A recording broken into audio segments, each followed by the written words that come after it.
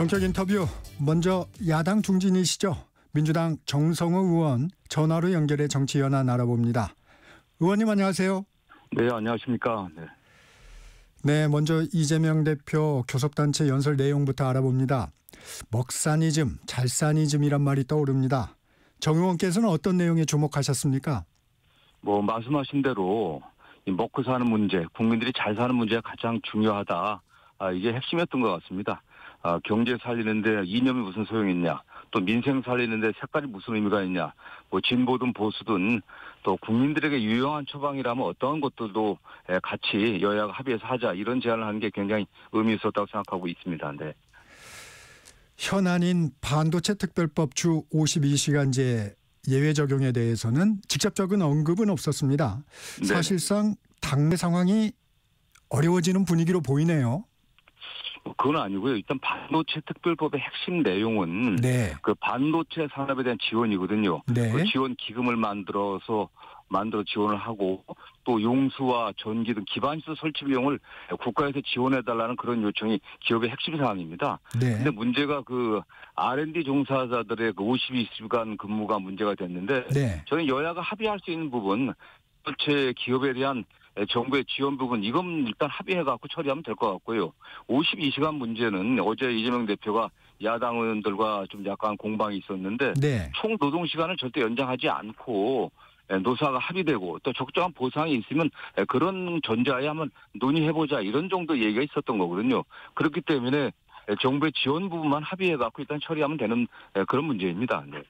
그러면 52시간제 예외 적용을 꼭 명시하지 않고 다른 방법으로 좀 추진하실 계획이 있으신 건가요? 그건 빼고서 일단 합의되는 부분, 여야가 합의된 부분, 일치되는 부분만 처리하면 되는 거고요.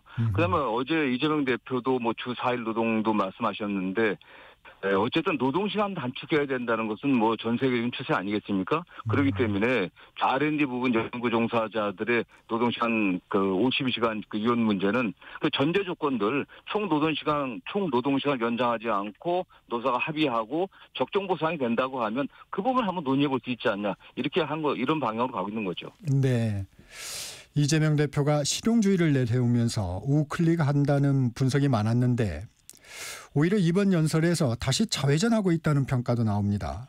신년 기자회견에서 기본소득 공약을 재검토하겠다는 말, 52시간 예외 적용에 대한 전향적인 검토도 다시 뒤집었다는 지적도 나오는데 어떻게 보세요?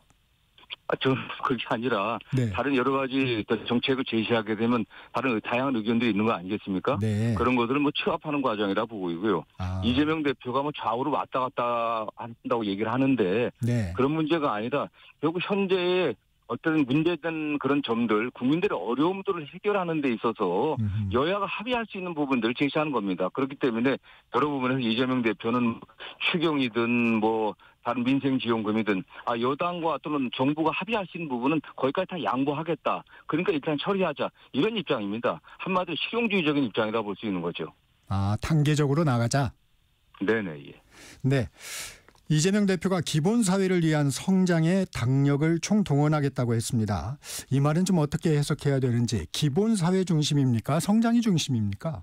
성장이 중심이겠죠. 지금 뭔가 국민들에게 분배를 해주려고 하더라도 지원을 하려고 하더라도 지금 재원이 없지 않습니까? 지금 지난해 우리나라 성장률이 한 2% 정도도 안 됐고요.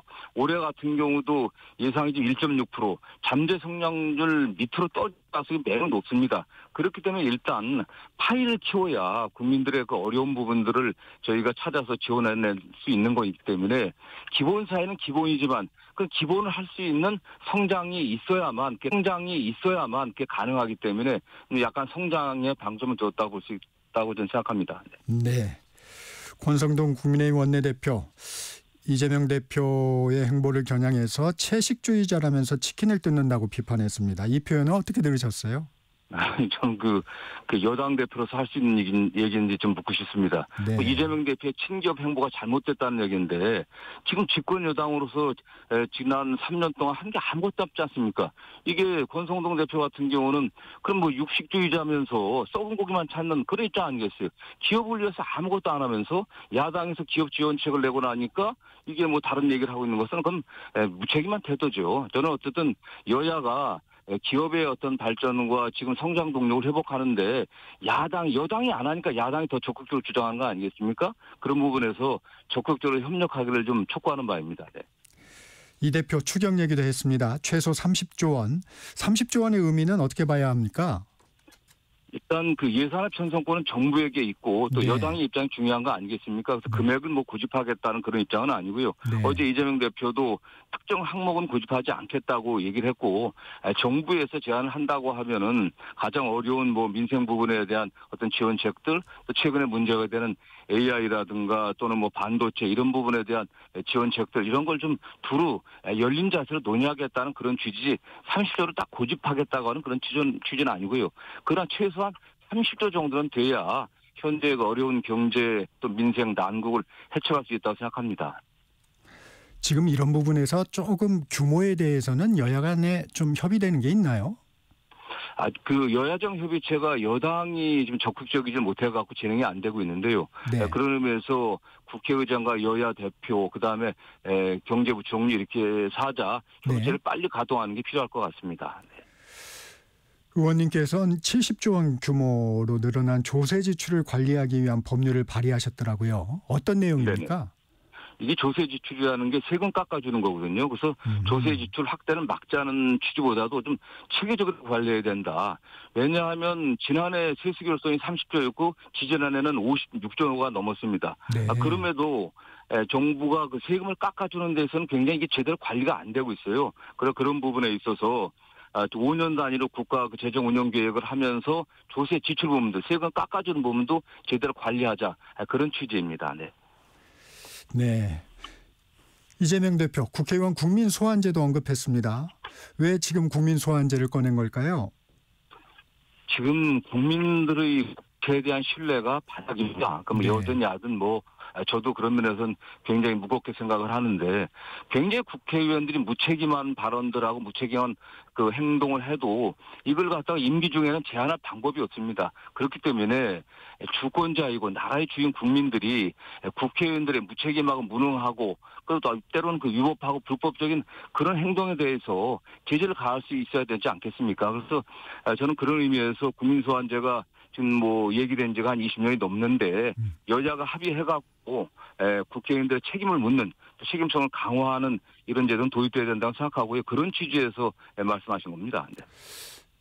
이게 말씀하신 대로 한 20년이 넘게 얘기가 나왔다고 그러는데 그동안은 이게 왜 잘 안 됐을까요? 이게 일단 헌법 개정사항이냐 아니면 법률 개정사항이냐 네. 이런 논란이 좀 있었고요. 네. 여야 정치권에서 총선이나 대선 때 공약을 여러 차례 냈지만은 잘 합의가 안 됐던 것 같아요. 이거에 대해서는 이게 어떻게 보면 전국의 혼란을 가중시킬 수도 있다. 또 포퓰리즘이 더 강화되지 않겠냐 이런 우려도 있지만 지금 현재 국회에 대한 어떤 국민적인 불신을 해소하려고 하면은 여야가 빨리 좀 논의와 또 합의를 좀 할 필요가 있다고 저는 생각합니다. 네. 그렇군요. 민주당 명태균 특검법 오늘 발의합니까? 일단 뭐 저도 뭐 원내 지도부에서는 발의할 의지가 상당히 있는 것 같은데 네. 정확히는 저도 사실 모르겠습니다. 네. 예. 네. 이 명태균 특검법 야당에서는 여권 대선 주자들을 노린 조기 대선용이다라고 의심을 합니다. 이런 부분은 어떻게 생각하세요? 그런데 그 내용은 명태균 씨의 그 녹취록이라든가 또는 변호인들 통해서 나오는 이야기들, 진술들을 이렇게 보면은 네. 지난번 그 여당 국민의힘의 공천 과정에 있어서 대통령과 배우자가 관여하고 그 과정에서 여당의 여러분들이 또 청탁을 하고 또 실질적인 혜택을 받다고 하는 그런 증거들이 나오고 있거든요. 네. 또 이런 부분들을 해소하자는 차원이지 이걸 뭐 문제 제기했다고 해서 무슨 조기 대선용이라고 하는 것은 좀 지나친 억측이라고 생각합니다. 네. 네. 헌재 관련해서도 좀 여쭙겠습니다. 어제 그 마은혁 헌법재판관 후보자 임명 보류와 관련된 헌재 권한쟁의 심판 변론이 다시 열렸는데 어떻게 보셨습니까? 저는 그 마은혁 재판관은 빨리 조속히 임명되는 게 필요하다고 보고 있고요. 지금 이 권한쟁의 심판 같은 경우는 국회의장이 청구 권한이 있냐 없냐인데 이건 뭐 당연히 권한이 있습니다. 이게 국회 의결을 거치지 않았다고 하는데 국회 행위는 국회의장이 대표해서 할 수 있는 거고요. 이미 여러 차례 헌법재판소의 판결에 의해 갖고 국회의장이 응소도 하고 또 서로 제기했던 경우가 많이 있기 때문에 이건 문제가 없다고 생각하고 다만 문제는 여야가 합의가 없었다고 정부 쪽에서 네. 얘기를 하는데 네. 어제도 제출된 것처럼 여당 쪽에서 헌법재판소 추천과 여당목 청문위원들 추천 그 공문을 국회의장한테 보냈거든요. 이건 당연히 합의를 전제로 한 겁니다. 그런데 이게 와서 지금은 원내대표가 밖에서 효력이 없다고 얘기하는데 굉장히 억지 주장이고요. 저는 신속하게 헌재에서 마은혁 재판관을 임명할 수 있도록 심판을 내려주길 좀 기대하는 바입니다. 의원님 가정입니다만 마은혁 헌법재판관 후보자가 윤 대통령 탄핵 심판에 참여할 수 있을 것으로 보십니까? 저는 헌법재판소에서 당연히 권한쟁의 심판에서 인용을 한다고 하면은 최상무 권한대행도 당연히 임명하지 않을까 그렇게 생각을 합니다. 네. 그런데 이제 헌재가 지금 윤 대통령 탄핵 심판을 신속하게 지금 진행을 하고 있는데 만약에 마은혁 재판관 후보자가 참여하게 된다고 가정하면 증거조사 등을 다시 하게 되는 갱신 절차 때문에 선고가 늦어질 수 있다는 분석도 있습니다. 어떻게 보십니까? 저는 그렇다고 하더라도 이제 법적인 절차니까 변론 갱신이라고 하는데 다시 그런 절차를 한 번 정도 밟는다고 하더라도 헌법재판소가 완결체로서 9명의 재판관이 있는 상태에서 판결을 심판을 종료하고 또 선고를 하는 게 더 낫지 않겠나 하는 생각을 합니다. 네. 네. 오늘 윤 대통령 탄핵 심판 7차 변론이 열립니다. 이상민 전 행안부 장관이 증인으로 나서는데 국회 내란 국정조사 특위에서는 증언을 거부했어요. 오늘은 증언에 나설 것으로 보십니까? 저는 증언을 좀 어느 정도 하지 않겠습니까? 왜냐하면은 피소추인인 윤석열 대통령 측의 변호인들은 본인들에게 유리한 어떤 증언을 얻기 위해서 신문을 할 건데 거기에 대해서만 답변을 하고 소추 측인 국회 측의 답변에 대해서 거부하게 된다고 하면 지난번에 헌법재판소에서 지적한 것처럼 진술의 또는 증언의 신빙성이 문제되기 때문에 네. 그래도 어느 정도는 답변을 하지 않을까, 증언을 하지 않을까 생각합니다. 네. 윤 대통령은 헌재가 신속 심리를 앞세워서 졸속 심리를 하고 있다 하면서 이제 공정성 문제를 제기하고 있습니다.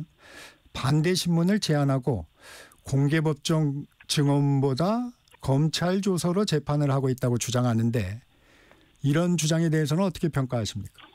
이건 법조인 출신의 윤 대통령으로서 너무 일방적 주장인 것 같고요. 신속하게 한다고 해서 졸속인 건 아니지 않습니까? 지금 헌법재판소에서 헌법과 법률에 따라서 굉장히 엄정하고 신중하게 저는 심리를 진행하고 있다고 보고 있고요. 그다음에 지금 반대 신문은 막았다고 얘기를 하는데 지금 소추 측이나 피소추 측이나 양쪽 똑같이 지금 헌법재판한테 주고 있고 네. 저는 그런 면에서 저도 심리 과정을 준비되는 걸 보고 있지만 어느 쪽을 편드는 것은 전혀 없다고 보고 있고요. 다만 문제는 지금 이 비상계엄과 내란을 일으킨 사람은 윤석열 대통령입니다. 누가 네. 딴 사람이 한 게 아니에요. 그런데 그로 인해 갖고서 국가가 굉장히 불확실하고 정국이 굉장히 불안정합니다. 이 불확실성과 불안정성을 제거하려면 헌법재판소가 신속하게 할 필요성이 있고 헌법재판소도 그렇게 판단하고 있는 것 같습니다. 이건 국가적 이익이 굉장히 지금 침해받고 있는 상황이기 때문에 신속한 심리가 더 우선돼야 된다고 생각하고 있고요. 그런 면에서 그렇다고 해서 불공정하게 하는 점은 전혀 없다라고 좀 보고 있습니다. 네. 윤 대통령 탄핵 심판 변론기일은 지금 13일까지 지정이 돼 있는데 추가 변론기일이 지정이 될까요? 지금 이 사안의 엄중성과 국가에 대한 피해 또 국민적인 어떤 손해를 생각한다고 하면은 신속하게 이번에 심리를 종결을 하고 그다음에 선고를 하는 게 맞다고 생각하고 있고요. 다만 조금 전에 말씀드린 것처럼 마은혁 헌법재판관이 네. 그 안에 임명이 된다고 하면 한번 변론 갱신하면서 다시 최종 정리할 수 있는 시간을 줄 수도 좀 있다고 생각합니다. 네. 네. 국가인권위에서 윤 대통령의 방어권을 보장을 권고하는 의결을 했어요. 이 부분은 어떻게 보셨어요? 저는 이게 국가인권위원회가 저는 이게 존재할 필요성이 있는지조차 좀 의심스러운 사건이라고 생각합니다. 이걸 뭐 따로따로 떼어갖고 분리해갖고서 지금 윤 대통령의 방어권만 지금 얘기한 국가의 인권위원회는 물론 뭐 모든 국민들의 인권을 보호하는 기관이지만은 그 사회적 약자들, 소수자들을 보호하는 게 기본적인 책무입니다. 지금 대통령으로서 내란과 또는 뭐 불법 계엄의 혐의를 받고 있는 대통령의 그 형사소송 절차라든가 헌법재판 절차에 거기에서 어떤 방어권을 보장하라고 하는 것은 그 국가인권위가 해야 될 일이 아니고요. 국가인권위에 뭐 안창호 위원장을 비롯한 네. 그 일부 인권위원들의 그 반인권성을 드러낸 뭐 그런 작태라고 생각합니다. 네. 당내 문제도 좀 살펴보겠습니다. 비명계의 쓴소리가 계속되고 있습니다. 비명계의 움직임은 어떻게 보세요? 저는 뭐 민주정당에서 뭐 다양한 의견을 뭐 내는 건 당연한 것으로 뭐 자연스러운 일이라고 보고 있고요. 더군다나 당 운영 관련해서 또 당에 굉장히 애정과 관심을 갖고 있는 분들이 말씀하는 건 큰 문제가 없다고 생각하는데 다만 지금 우리 전국 상황이 윤석열 대통령의 불법 그 위법한 비상계엄과 내란에 대해서 그 반대를 하고 내란과 계엄을 정당화시키고 다 반대하는 그런 세력들이 결집되고 있는 상황에서 우리 당내에서도 거기에 좀 집중하는 게 좀 우선되는 게 아닌가 하는 생각을 해보고요. 다만 그 당대표나 당 지도부에서 당 밖에 계신 분들이나 또 당의 주요 인사들과 관련해서는 좀 적극적인 소통을 좀 할 필요가 있지 않겠나 그런 생각을 해봅니다. 네. 지금도 적극적인 소통 얘기를 해주셨는데 이재명 대표 통합을 위한 구체적인 행보가 좀 필요하지 않겠습니까? 전 제가 알기로는 뭐 다양한 분들을 직접 많이 만나고 있고요. 당내 뭐 인사만 보더라도 최근에 소위 말하면 그 친문의 추천으로 국회의원을 지내셨던 뭐 홍성국 의원도 지명직 최고를 임명했었고 네. 또 문재인 정부 때 장관급을 지냈던 김현종 국가안보실 차장. 차장을 갖다 네. 어쨌든 뭐 외교안보 보좌관 임명하고 인사라든가 이런 면에서도 좀 분명히 그런 측면을 보여주고 있고 실질적으로 본인이 당 밖에 여러분들을 또 만나고 있는 것으로 알고 있습니다. 네. 최근 여론조사의 흐름을 좀 보면은 이재명 대표의 지지율은 좀 박스권에 있는 것 같고 탄핵 반대와 정권 연장 여론이 조금씩 높아지고 있어요. 탄핵 전국 속에서 의회의 결과인데 이는 어떻게 분석하고 계십니까? 저는 어쨌든 되게 뭐 30% 박스권 말씀을 하는데 과거 지금 사례를 보면은 되게 뭐 대선 전에 주요 주자들의 지지율이 한 30%가 전후에서 되게 머물렀던 게 일반적이었습니다.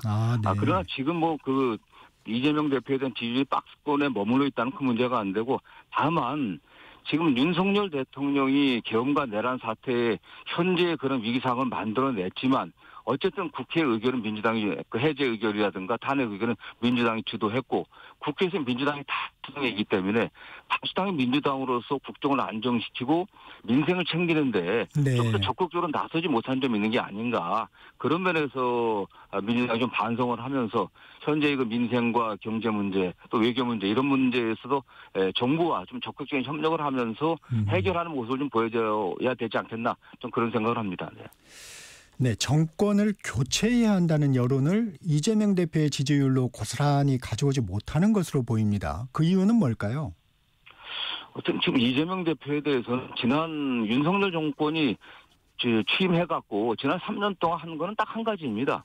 뭐 경제도 내팽개치고 민생도 내팽개치고 딱 하나 이재명 대표에 대한 사법 처리였습니다. 그게 굉장히 이재명 대표를 악마화하려고는 지속적인 시도 때문에 이재명 대표에 대한 약간 어떤 불안감이라든가 불신감이 좀 조성된 측면이 있지만 어제 당대표 연설 과정에서 보여준 국가적인 비전들, 구체적인 실행 정책들 이런 것을 통해 갖고 또 그런 행보를 통해 갖고 국민들의 신뢰를 다시 얻으면 저는 회복될 수 있을 것으로 예상합니다. 네. 네.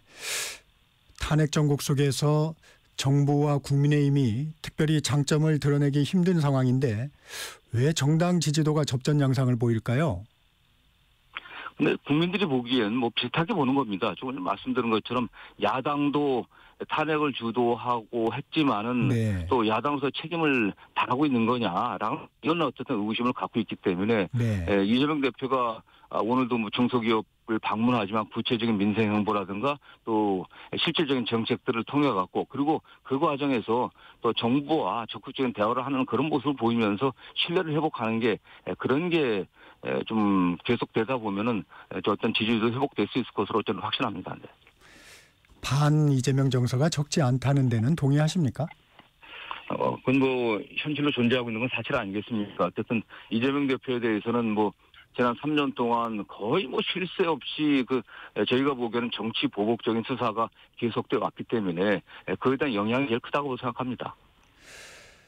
지난 주말 그 탄핵 찬반 집회 보셨을 텐데 보수 집회가 새를 더해가는 분위기입니다. 이는 어떻게 평가하세요? 저는 윤석열 대통령이 지금 뭐 이 비상계엄 불법 비상계엄에 대해서 정치적 법적 책임을 다 지겠다고 말씀하셨음에도 불구하고 수사, 체포, 기소, 재판 일련의 과정을 통해 강하게 반발하고 있습니다. 네. 그게 또 제가 보니까 또 윤석열 대통령의 어떤 그거에 어떤 사실상의 제가 보기엔 뭐 제 2차 내란 선동 같은 그런 행위에 관련해 갖고 극우적인 생각을 갖고 있는 분들이 다시 결집하는 게 아닌가 그런 측면도 있고요. 조금 전에 말씀드린 것처럼 우리 민주당도 그에 상응하는 책임있는 역할에 있어서 좀 부족한 점 때 그런 것도 좀 합쳐져 갖고 네. 나타난 현상, 일시적인 현상이라고 생각합니다. 민주당에선 탄핵 반대 집회를 극우로 보고 국민의힘이 극우 세력에 포위돼 있다고 주장하는데 여당에선 그럼 탄핵 찬성 집회 참가자는 극전하고 맞받고 있습니다. 이 부분은 어떻게 대답하시겠습니까? 아니 근데 그게 지금 뭐 이 내란 이 비상계엄을 민주당이 한 게 아니지 않습니까? 이 정상적으로 좀 어렵지만은 잘 운영되고 있던 국가를 갖다가 지금 윤석열 대통령이 그냥 느닷없는 비상계엄을 터뜨려서 이 사태가 벌어진 거 아니겠습니까? 그렇기 때문에 그거에 대해서 비판하는 것은 정상적인 거죠, 그게. 국민들 다 지켜봤습니다. 그리고 그러한 거에 대해서 그것이 정당했다고 주장하는 것은 잘못된 거 아니겠습니까? 저는 이건 상식의 문제라고 생각합니다. 네.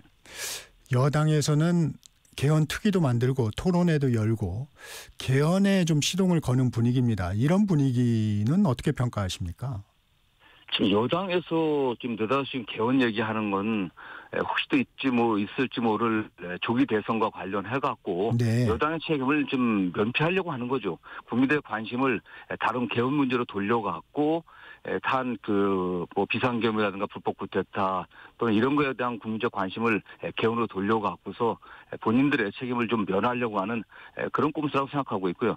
다만 개헌 문제와 관련해서는 저도 개인적으로 개헌의 필요성이 있다고 생각합니다. 네. 그러나 짧은 이 기간 동안 안에 지금 조기 대선이 실질적으로 가시화된다고 하면 그 기간 내에 개헌에 관련된 여러 가지 쟁점들을 다 협의해갖고 합의하는 것은 사실상 불가능합니다. 아하. 그렇기 때문에 여당에서 혹시 있을지 모르는 조기 대선 과정에서 개헌을 하자라고 주장하는 것은 매우 정략적인 거고요. 진정성이 있다고 하면은 오히려 구체적인 어떠한 쟁점들을 지시해 갖고서 어떤 의견을 모으려고 하는 그런 노력들이 좀 필요하겠죠. 네. 개헌에는 공감하지만 시기적으로는 적당치 않다는 의견이시군요. 네, 그렇습니다. 네. 네, 오늘은 여기까지 듣겠습니다. 민주당 정성호 의원과 말씀 나눴습니다. 고맙습니다. 네, 감사합니다. 1부 여기서 마칩니다.